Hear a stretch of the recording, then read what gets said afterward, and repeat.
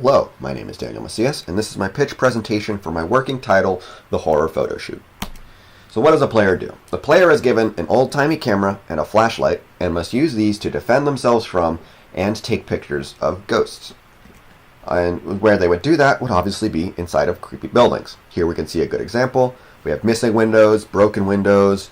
It generally has a run-down aura. There's, dead plants everywhere. This building's kind of overgrown. It's a creepy place that you wouldn't want to explore, that you wouldn't want to go anywhere near normally.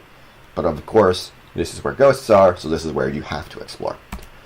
So the main mechanics of this game is obviously a first-person point of view. That's what I feel would give it the most sort of scare, as this is supposed to be a horror game. Another mechanic would be slow equipment swap, meaning it takes time for you to swap from your camera to your flashlight and from your flashlight to your camera. And the reason for that is your camera is big, bulky, and really old. So it's delicate, and it's hard to sort of replace and repair it if you manage to break it. So you got to be very careful, and you got to take your time putting it away. But that presents a risk. The only way around this would be the camera flash can stun ghosts. However, depending on how far the ghost is how long the stun lasts. If it's pretty far away, the stun won't last as long. However, you will get a really good shot of the ghost.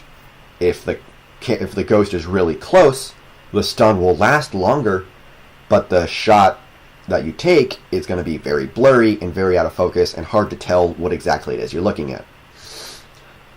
So once you take the shot and you see the ghost, your next move would be obviously put away the camera, pull out the flashlight, and shine it at them so that the light drives them off. However, equipment charge. So, your camera has limited amount of shots it can take, and your flashlight has a limited battery. So you cannot always rely on them to defend yourselves and take pictures.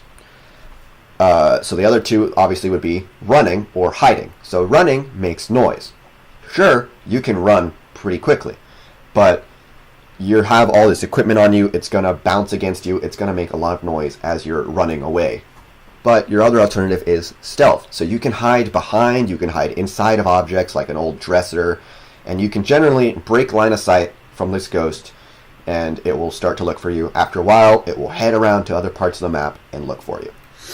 So your whole thing is to, after you take good pictures, and after you can no longer defend yourself, it's obviously time to hide or run and get out of the area. So antagonists would obviously be the ghosts. They're trying to kill you and prevent any evidence from being released. So they don't want you taking pictures and posting them on the internet. They're trying to kill you and stop you. Risks for this game, obviously an AI like this isn't going to be too simple.